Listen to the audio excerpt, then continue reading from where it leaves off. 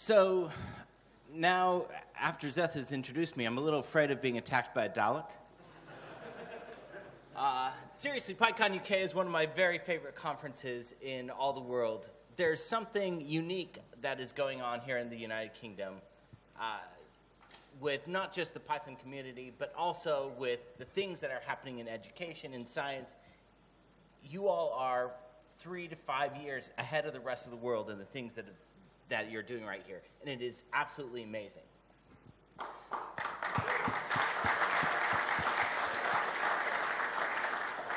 So today, I usually come and last time I talked, I asked Larry Hastings what he thought of the talk, and he said, well, it was a van talk.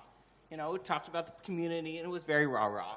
And so I thought, okay, this time I'm going to do things a little bit different, and I'm going to talk a little bit about history. I'm here to tell you a story. I'm going to tell you a story of the weak overthrowing the powerful, by seizing the means of production and for themselves. And so I told someone this, and they said, so you're going to talk about Marxism? And I said, well, surely that is appropriate. After all, you just elected this man as for the Labour Party. But I am not actually going to be talking about the Marxism or socialism of people. I'm going to be talking about the overthrow of the weak by the powerful by the weak in the world of computing. I'm going to be talking about Marxist data and Marxist computation. And so as with any good Marxist talk, we're going to start with a little bit of history. We're going to start with power. So first, let's talk about power. When we want to, sometime back, there was this idea of measuring different types of computational devices and trying to get some idea of, even though they're all different, how can we compare them? There's this idea of instructions per second. No matter what they can do, there's this set unit of work and they can do it. Well, very quickly this became a little bit clunky, and so we upped the measurement by a couple orders of magnitude. So now we talk about MIPS, or millions of instructions per second. This is completely bogus because one instruction is not equal to another instruction, but it's something. It's a measurement. We'll go with it for now. Now, history. This is ENIAC. It's generally thought of as the first computer, although there's plenty of people who would challenge that statement, but we can take this as a starting place. For those who had a chance to work with it, ENIAC was blisteringly fast. It was mind-numbingly fast. It could do things that took the previous mechanical computers that it replaced weeks to do. It could do them in seconds. When ENIAC was announced in 1946, it was heralded as a giant brain. It had a speed on the order of 1,000 times faster than the electromagnetic mechanical machines it replaced, and those machines were about 2 orders of magnitude faster than the people that they replaced. So the very first problem on ENIAC required only 20 seconds, and it was fact-checked against a group of people who were working with 40 hours of work with a mechanical calculator. So to give you a comparison, the Mark I analog computer and ENIAC replaced had a 6-second cycle time for a single instruction. So it had, so it wasn't instructions per second. It was, portions of an instruction, 1/6 of an instruction per second. ENIAC could do about 35 instructions per second, so it had a speed of just about 0.000002 MIPS. Well, what about data? Well, ENIAC could store the amazingly about 20 numbers at a time. And in order to bring the data to ENIAC, there was a full-time staff, you can see some of them here, whose entire job it was to run around patching cords and putting the particular numbers and dialing them into the various places, setting the computation via the dials and then letting it go. Now, they were actually walking around here inside the computer, which is very Tron-like if you think about it. ENIAC was actually huge. It had 17,468 vacuum tubes, 70,000 resistors, 10,000 capacitors, 1,500 relays, 6,000 manual switches that they were using, and 5 million soldered joints. It covered 1,800 square feet, which is larger than most flats here, and it weighed 30 tons. It consumed 160 kilowatts of electrical power. You could literally park a school bus inside this computer. But the important point here is that if you wanted to do something with ENIAC, you needed to bring your data to ENIAC. It was immovable. It was a building. There was literally only one computer, so you brought your data to the computer. And this idea of bringing data to the computer continued as computers became a little bit more powerful. There may be a few people old enough here to remember the old classrooms with the mainframes. Anyone here remember these? Awesome. And so you had the data processing group. And a lot of times there were large organizations that had these, and you would submit your job frequently on punch cards to the data processing group. And they would frequently have the computer here behind the glass, and they would put your data into the computer and then return to you the answer later, usually much, much later. But a couple of interesting things started to happen right around 1980. The first and most important, as you can tell from my pictures, is that computers started to be made in color. This was a huge advance. But seriously, computers started to be used for interactive individual use. For the first time, you didn't bring your data to the central computer. You brought your data to the computer that was on your desk. And in order to facilitate this, you also had the growth of Ethernet. This is the first router that was used on the internet to exchange a message between two computers. Once computers started to talk, well, then you started to move around this data a little bit more, and you would move the data from one place to another instead of manually carrying it to the computer where all computation was placed. But you still had this idea of the computer is where the power is, the computer is where the computational ability is. You need to bring your data there. Now, people here have been able to observe a lot of the changes since that time. We have observed that computers have become more powerful and more capable over time. We've also seen the growth in aggregate bandwidth from relatively little. You saw that first very manual router to things where we are routinely pushing tens of gigabits between computers, and the fastest connections are pushing a terabit. In today's world, individuals don't just have a computer on their desk. You frequently have more than one computer that is not only just on your lap, there's one in your pocket, there's maybe another one in your bag.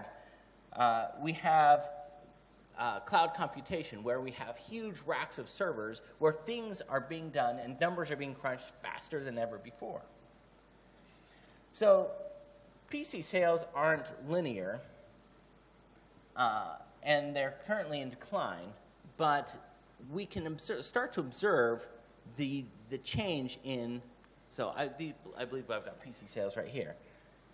But PCs are on average more powerful than ever. The things that you can do best by using one of these very, very powerful compute cores inside a PC. There was a bunch of work a couple of years ago about the thought of, what if we were to use ARM cores? How many people are familiar with ARM processors? Good. What if we were to use these ARM processors, which are showing up everywhere, and use those instead of these big, heavy, power-hungry Intel processors? And they found that, you know what? Right now, weight for weight, the Intel processors, the heavier, the bigger processors are just more powerful. And because of that, it still makes sense to bring your data, bring your compute to that heavy processor and do it, instead of trying to use a bunch of, they call them wimpy processors. But we still are observing, even with that disparity between the more capable desktop processors, or especially server processors these days, and the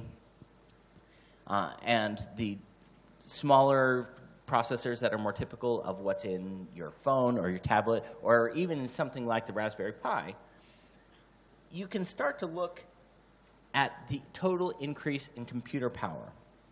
Now, each year, CPUs get faster and GPUs get faster, and we have more and more different types of computing devices.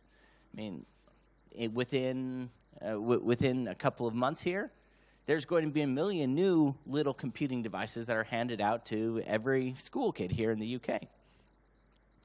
So since the beginning of all computers, we can calculate, there's been a finite number of these that have been created. We can actually calculate what does the total amount of compute that we've ever had look like.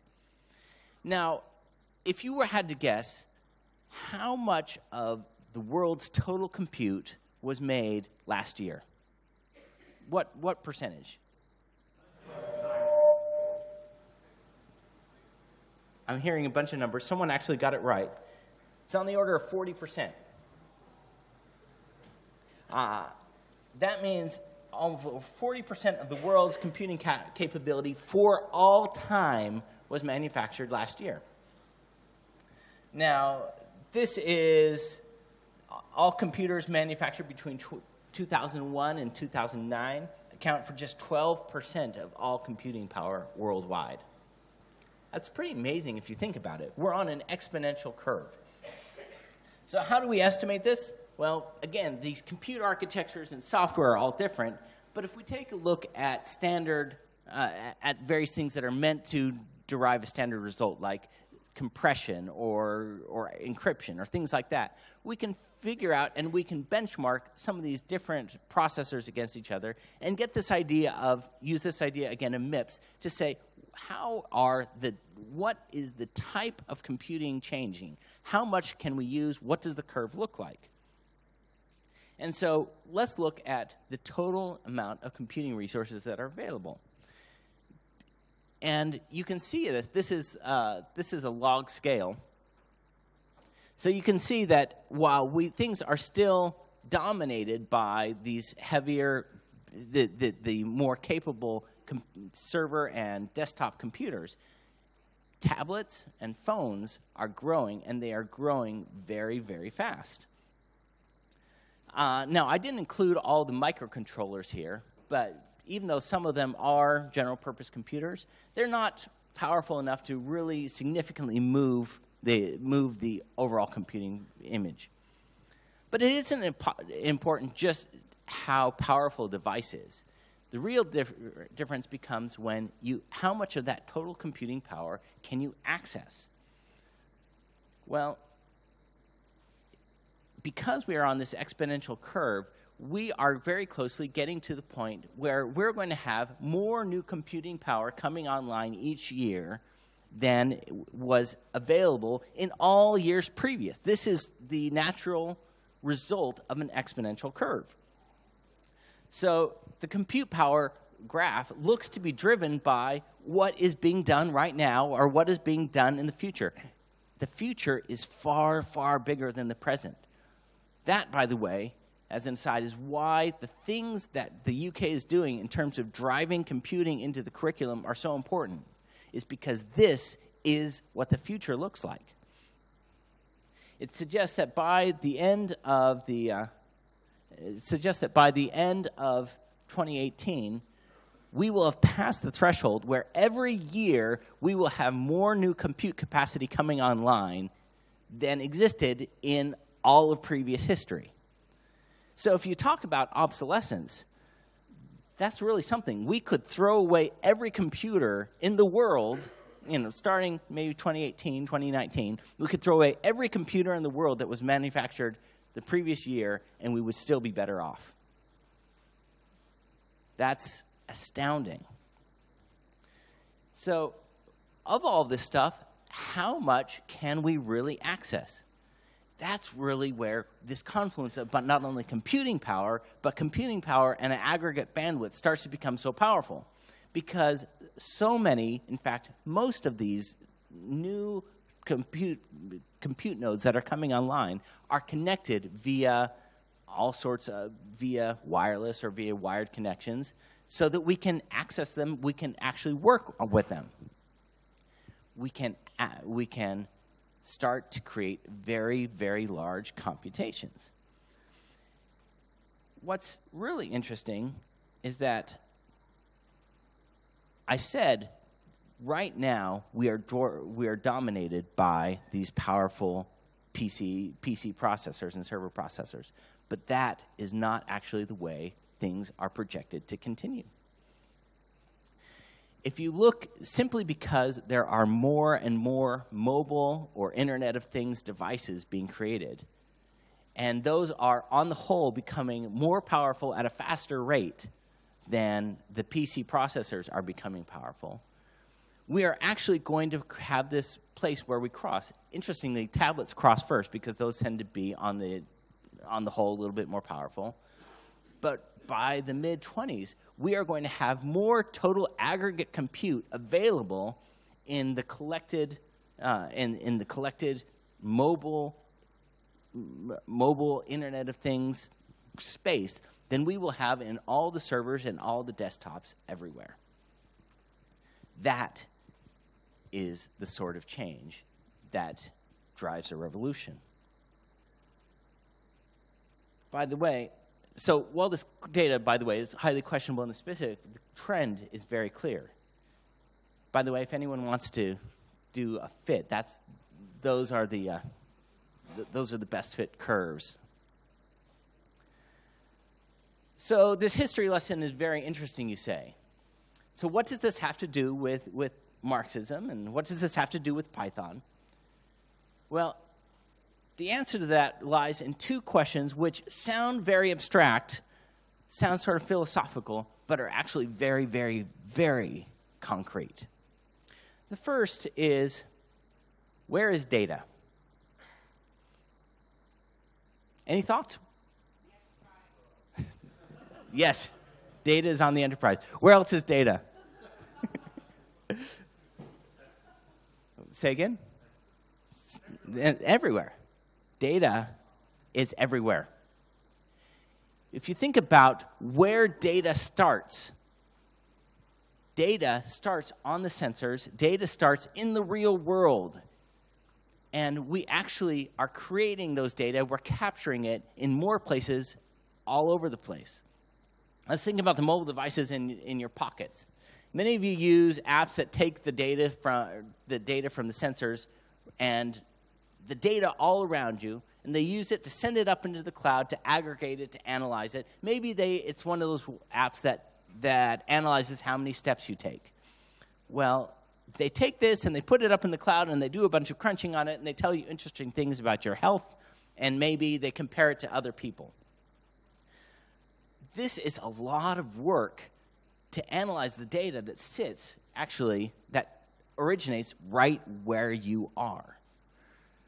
I would submit that while the amount of data that we store and that we manage in a central location is large and only going to get larger, we are actually looking at a future where we're going to start to need to deal with data and computation at the edges. This has to do with the idea of data gravity. Data gravity came about as the result of someone who was doing some theoretical work about what does it mean, what are you doing with latency? How does the location of data drive different performance characteristics? And they found that you could really describe the performance characteristics associated with the data-heavy application by modeling it sort of the same way that you model gravity. It has this attraction. It tends to draw the apps to it. It tends to draw the services to it because you actually are limited by the speed of light in terms of moving that data back and forth. If you think about 13 inches, that's about that's about how far the speed of light can go in a nanosecond, if I remember correctly. It's a little bit more than a foot. that is the world's speed limit, not only for any sort of item, but also for information. You simply cannot move information any faster than that. And so, in the economics of all this, the most expensive thing that you can do with data is move it. That dominates all other costs. So, if you want to make your app faster and have less latency and be more performant and do all those nice things, then there's a key answer. Move around your data less. And this is sort of a strange thought in this world of big data and where we're trying to aggregate more and more. We actually start to need to think about dealing with the data where it is. But there's a key. We have always in the past tried to thought about this in terms of the aggregation of data. The whole concept of a database is a central point of aggregation for data. But now we have a different answer to the second question of where is the compute? If you remember in the history lesson, for a long time, people had to bring their data to the computer because that was the only computer that was available. Then you had to bring it to it because it was the only computer that they had, or it was the only computer that was powerful enough to meaningfully crunch and analyze the data. But for the first time in history, starting now, we actually have a meaningfully different answer to the question of where is the compute. And that answer is the same as where is the data. The compute is everywhere. So this is what is going to be driving this new world of computing at the edges. Not only is the data at the edges, but for the first time, the compute is too. Let me illustrate this with 3 specific examples.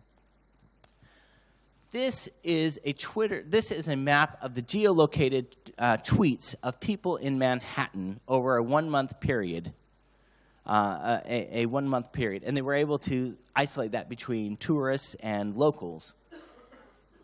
While the aggregation that you see here was performed a little bit later in one of those databases, in one of those analysts, the data was actually sourced and initially processed in all of those locations on little phones. This is, for the first time, you could actually start to map out where people were using computation, and you could see that it actually follows the lines of human habitation. Here's my second example. This is a flight data recorder, sometimes called a black box. Now, people don't realize how ridiculously inefficient these things are. They actually store somewhere on the order of minutes of audio that they then record over. They store just a little bit of data. You may not know, I was talking with an engineer from GE about a year or 2 back, and he said that the 787 Dreamliner, their newest airplane, generates 5 terabytes of data in each and every flight. Most of that data is thrown away because it is way too expensive to try and transmit 5 terabytes of data down to the ground. And so they statistically sample little pieces of it, and they do a little bit, and then they throw the rest of the data away. He said he was looking forward to the Internet of Things because he wants to actually be able to start to analyze what is happening on the plane, in the plane, because the data is too expensive to move around. In fact, it turns out that this sort of thing is already happening with trains. There was an engineer from L3 who they said, we're going to start to put sensors on the train and computation on the train, and we're going to start analyzing what is happening on the train while you're on it. They said that they had an average of millions of dollars in savings per year per train because they were able to look at the things that were happening and figure out do predictive maintenance and figure out when things were going to break ahead of when they actually did. My third example is this cow. Who knows what this thing is? Has anyone ever seen this picture? So this is a cow, and strapped to the cow is actually a pedometer. Now, why does a cow wearing a pedometer? It's because the cows are free-range cows. We need to understand exactly how healthy they are to make sure they get their exercise. No, actually, is because they found out that there is a correlation between how much the cow walks and when the cow is in estrus. This is big business because cows actually go into estrus for breeding purposes, and they stay there for about 12 to 18 hours, and if you miss it, you have just decreased the value of your herd. They used to have all sorts of different sort of old wives' tales of trying to figure out when this is, and people would lose anywhere from 10 to 30% of the value of their herd because they weren't able to accurately breed their cows. Well, turns out that they thought, if we just track how often they walk, turns out they get really bothered and they start walking around a lot when they're in estrus. And they can accurately time it just by having one bit of data. Hey, you're walking, you're not walking. If you look at this, this is actually just a sensor. And they were doing this in sort of this old sense where they aggregated all the data and they crunched it all and then they sent it off. But this doesn't have to be. They were communicating one single bit of data. In estrus, not in estrus. That is something that could be computed right there on the cow.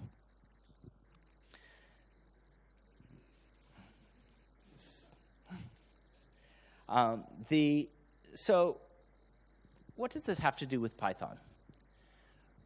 Well, I am kind of partial to Python being around for a very long time.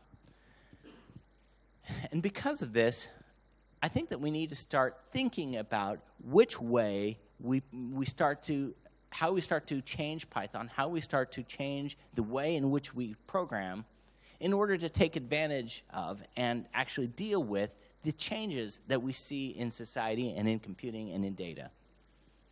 And the first thing is that we need to start thinking about Python being small. You might say even micro Python or Raspberry Python. Things that allow us to do computing on all of these mobile and embedded platforms. Because at this point, it makes sense to have Python and computing that is very memory efficient because these are constrained platforms, and also ones that start to get a little closer to the metal, maybe do a little bit less. It is not quite as important to be able to go really, really fast because you're only dealing with a little bit of data. What is important is that you fit on these smaller, different platforms, and you're able to actually start working with them. That is one reason why I'm so excited that each one of these microbits is going to have Python on them, is because Python is the most accessible language for these 1 million school kids to start programming, to start figuring out how can I interact with the world in such a way as to start to make sense of it, given this little tiny chip, and given the ability to ask intelligent questions and to do intelligent computation right there where the data is. The second thing that we want to think about is, for lack of a better term, NUMA. How many people are familiar with non-uniform memory access? Had a couple. This is something that came about for the whole of history up through 1958 or so. The memory and the CPU worked at roughly the same speed. But after 1958, CPU speeds, computation speed, started to outstrip the speed of data. Because of this, they said, you know what, we need to start figuring out, we need to have caches, we need to move our data closer to the CPU, we need to start understanding that different memory has different speeds. And they found that if you are able to stop just imagining that the world was flat, that all data was equidistant and took the same amount of time, you actually got better, faster computers because you stopped believing something that wasn't true. When data and computation start to become very, very widely distributed, we need to start thinking about the cost of getting that data various places. We need to start thinking about what is efficient to compute locally and what is efficient to compute out there. Think again of the flight data recorder.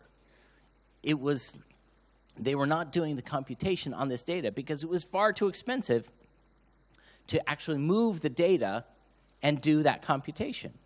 But if they could do the computation there in flight, the things that they could communicate all start to have much more value. They can start to say, we have a problem with this engine. It is having a higher than normal vibration limit.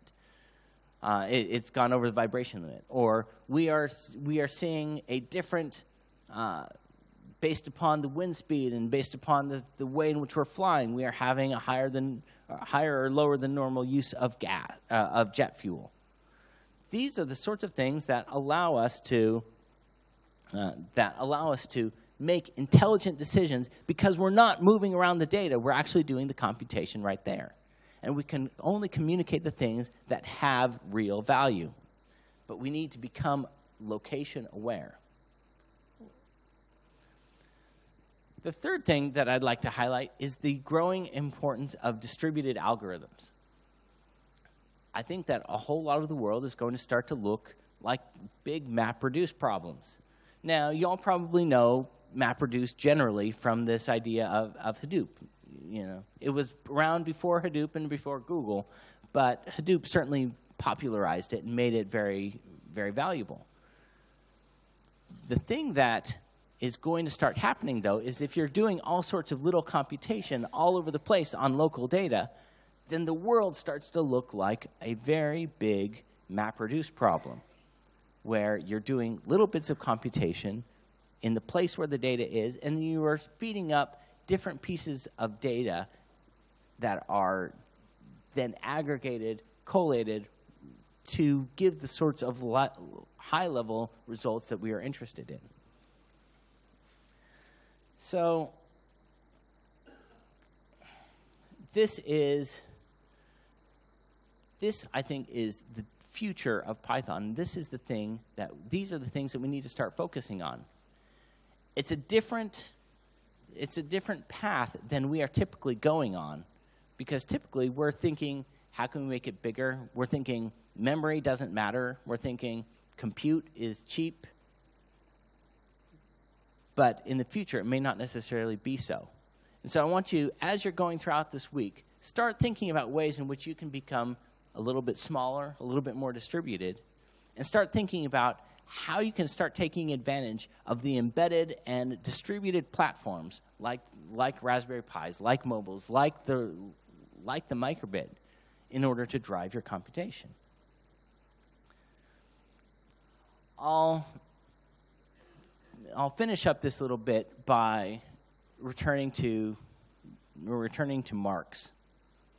When he talked about the overthrow and the eventual end of capitalism, he was talking about the importance of being able to control your own destiny, being able to control the means of production, he called them, so that you could do the proper sorts of analysis.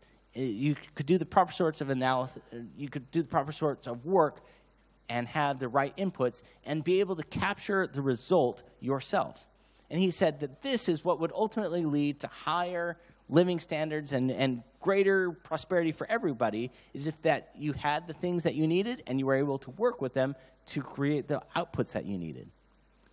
We are actually going to be moving to a Marxist utopia in computing, where we have the data around us, we have the compute around us.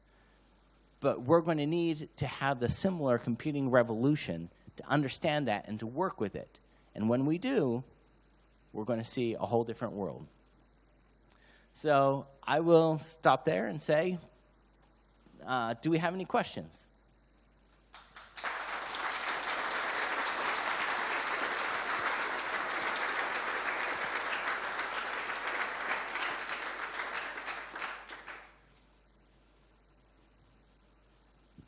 Yes. Can you take the microphone to the pressure? There's another microphone on podium. How can you use? Okay. So, on the podium by the computer.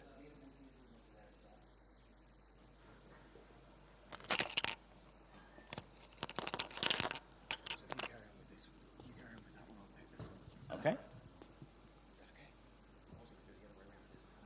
Here, I can set that up.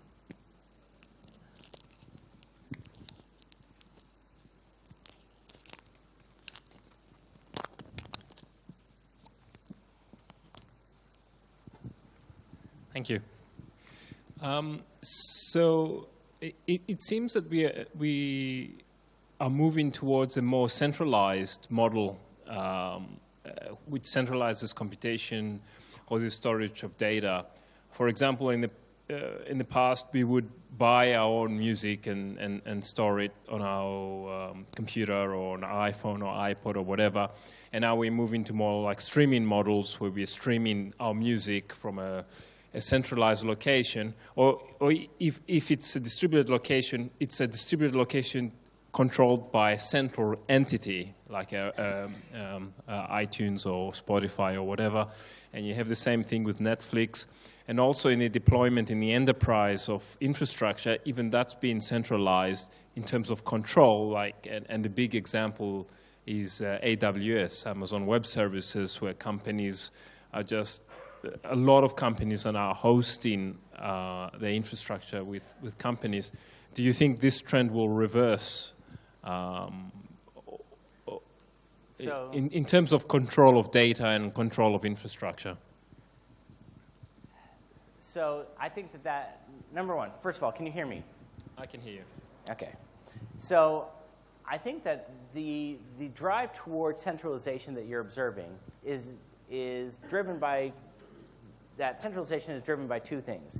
The first is this thought that, number one, by centralizing the data, various corporations have more control over it, and they're more able to monetize it. It is monetization, I think, that drives a lot of that centralization.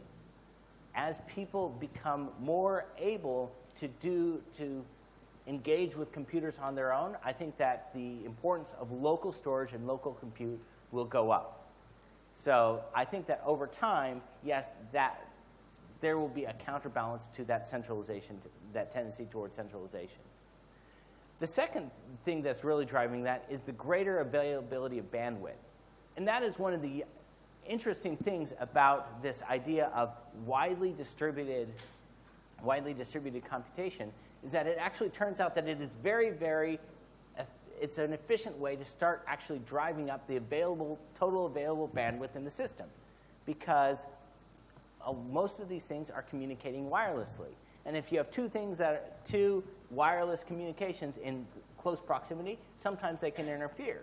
But you move them just a little bit apart, they go by the inverse square law, and so you can start to actually reuse the same frequencies, the same capabilities in multiple places with multiple people. So I think that there's a fight going on in terms of bandwidth is going to continue to become cheaper as the compute becomes more distributed, but moving data around still becomes very, very expensive. So I see your point. I'm not sure who will win, or which trend will win. I think the main trend is going to be the social one. Do people want to have control over their data and over their computation, or are they willing to cede it? Just one thing. Can you stand up when you ask your questions, please, so the camera can see you? And if you're in a breakout room, come and find somebody, wave at us, and we'll bring the microphone to you.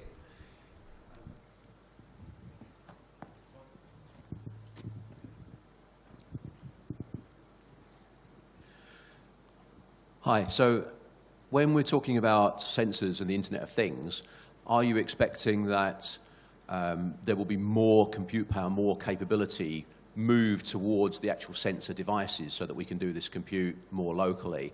And if so, does that give us an additional problem with application and service deployment?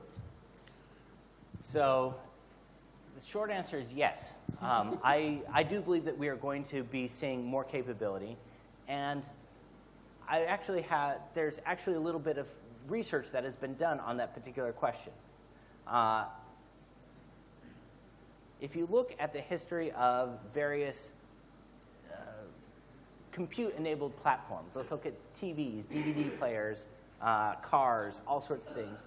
A lot of these went from being purely mechanical to having some sort of embedded chip, an AVR chip or something like that, a microcontroller. But most of them, as soon as they have the power budget to allow it, and that power budget is going down all the time, most of them move to a tiny embedded, usually a Linux system, because it is so much easier to administer, to work with, that the speed of development overrides the difference in power budget and the difference in power budget and the difference in material cost, which ends up being relatively minimal.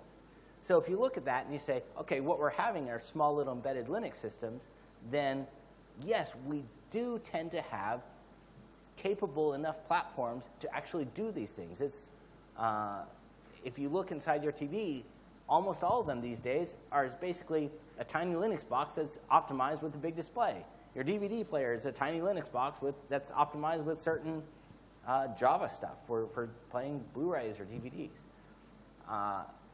Does that change the application deployment problem? Or does that exacerbate it? Absolutely does. It also drives up the vulnerabilities around security, because we're looking at not just one device or a small set of centrally managed devices that have possible vulnerabilities. We're looking at millions all over the world that are only intermittently connected. So, yes and yes.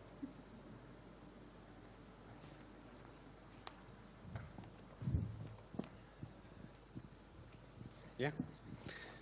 Do you think there's any chance of Python gaining a foothold on those embedded devices, given that from a power budget point of view, there are probably much better choices? Well, there are definitely much better choices. It's not a very efficient language.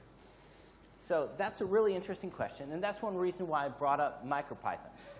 There are the thing that Python has always had going for it is the ease of developer productivity. People have always been more expensive than the devices. And I forecast that as the devices become cheaper and cheaper, so much that they start to spread everywhere, well, people are going to become only relatively more expensive. That calculation is actually going to go more in favor of languages like Python, not against it. So you can already run full Python on something like your DVD player or your TV, which are traditional embedded uses. For things that are ended up smaller, I think that we're going to see a growth in the capability of things like MicroPython, which is a relatively small but full-featured Python 3 distribution made for microcontrollers. That's what's going to be on the microbit.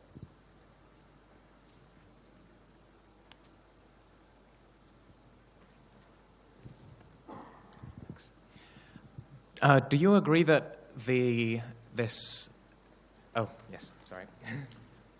you agree that this idea of the Marxist utopia of compute power might be threatened by the very wide spread of proprietary software that prevents the user from using it as a general purpose computer, locking it down to only the purposes that the manufacturer intends? Yes. I think that is something very definitely to be worried about. So I tend to be more, if you don't mind me getting philosophical for a second, I tend to be more of an open source guy than a free software guy. But this is one of the things where I think that it is important that we have the continued ability to use our computers, especially as they use our computers for the things that we see that they should be used for, not just things that are officially approved. This is one place where I think that the hacker ethos in the good sense is tremendously important and something that we want to build on as a community. Thankfully, I think that we have an edge here in terms of the economics. And the reason why is because free and open platforms, because you are able to leverage a much larger community of people, many of whom who have that same sort of idea that they want to be able to build and create in new ways, well, it turns out that those same people are the ones that add value to an ecosystem and add value to a platform and end up making it cheaper over the long run. This is why you see the amazing growth in Linux as the underlying operating system versus various proprietary alternatives.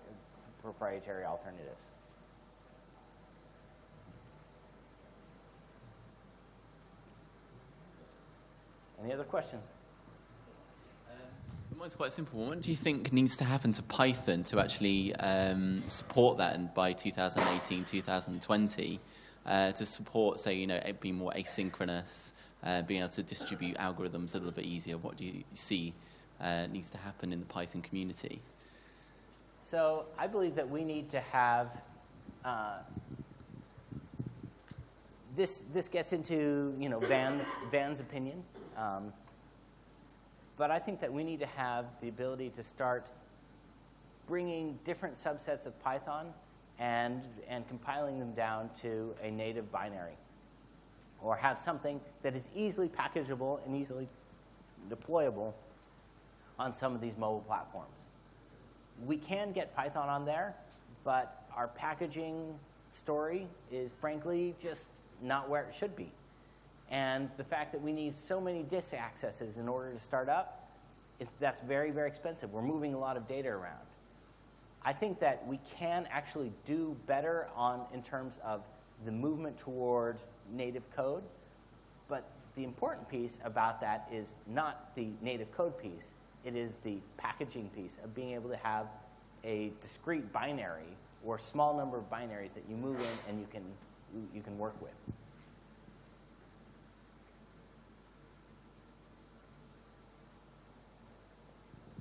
In the back.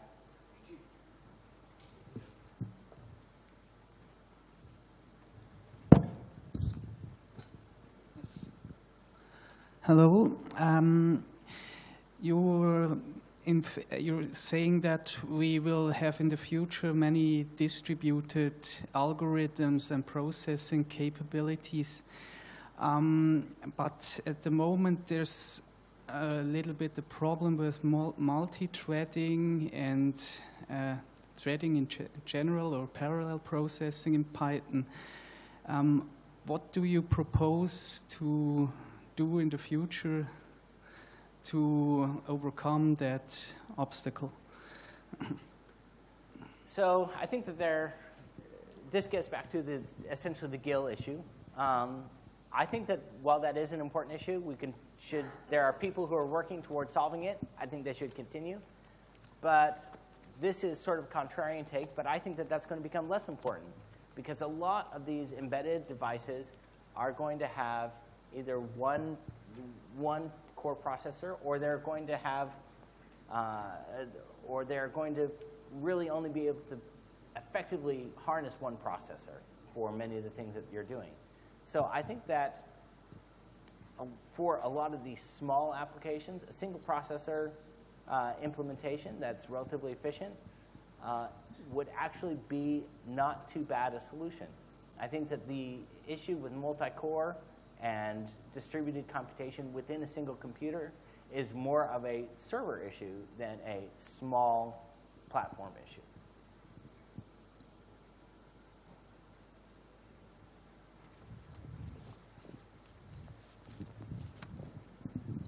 So you mentioned distributing the algorithm, distributing the data and the computation, but isn't there a fundamental limitation where you have to aggregate the data to get the insight? So, for example, a sensor can give you information, but only if it has a trained model, and the training of the model can only occur when you've got the aggregate of the data that requires a central location. So So that's a great point.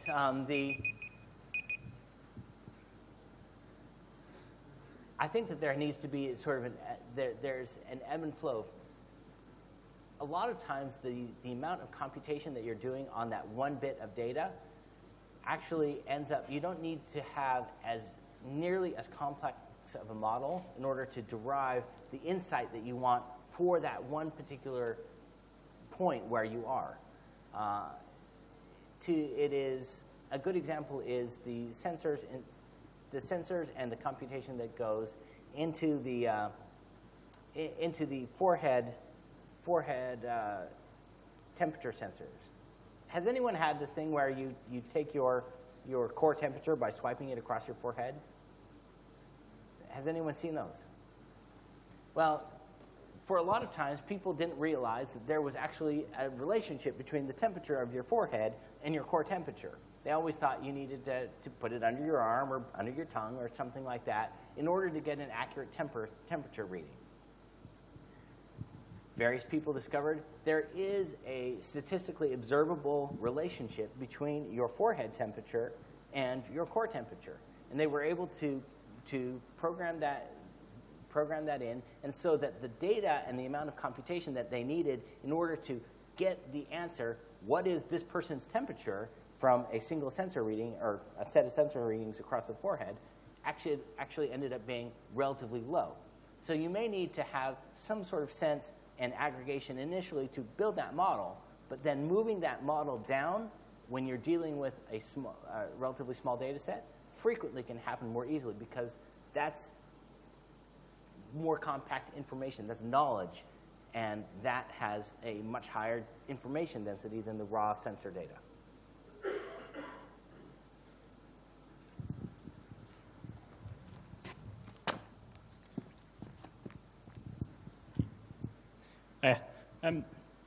So you spoke about the sort of exponential increase in computing power, but computer manufacturing doesn't happen in isolation. Mm-hmm. So how do you think it folds in with the issues of like the environmental costs of constructing silicon chips? I know the Earth's crust is mainly made of silicon, but and also the human costs. So at the moment, you have these huge factories in China making silicon chips, and the workers aren't, treated as well as they probably should be. How do you think these sort of other issues fold into that exponential growth of computing power, and don't you think it will sort of tail off? Maybe there may be some checks on that. So that's a great question. I think absolutely it'll tail off at some point. I think that point is probably far off in the future. There are so many different things that we can automate through the increased use of computers, that computers end up being a good substitute for a whole lot of other types of processes and products that we just never thought of doing electronically or in a computational way before. I think that we are so far away from being saturated with computers that I don't expect the trend to slow for probably in my lifetime.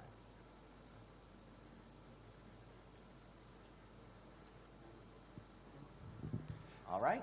If there are no more questions, oh. Sure.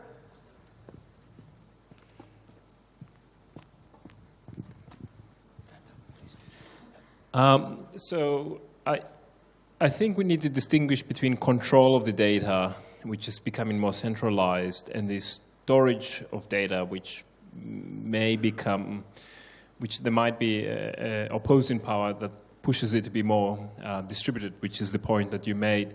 And I think the control of data is probably inhibiting the distributed storage of data. So we've got a contradiction there, and I think the control aspect is more powerful with services like Spotify and so forth. But I don't know if this is more a comment than a question, but perhaps with the developments that are happening with blockchain in the Bitcoin domain, if that technology can be leveraged to offer distributed services and trust models that will allow transactions to happen in a distributed sense, then the balance will shift a lot more. The world will become more distributed, and I think then that would probably push more distributed storage of data. But I don't know, that's probably all future work. But So in a general sense, I think that you're right. Just in terms of, I don't know about the blockchain in particular. I think that there's some limitations associated with that particular technology. But a lot of very key research work that's happening in computing right now is about how little coordination can you do as opposed to how much. There's a lot of work that's coming out of France, for example, in terms of eventually consistent data structures that always converge to the same result. I think that that is very much about the distribution of data, data management, and data storage in a way that works in the real world. All right. Well, thank you very much.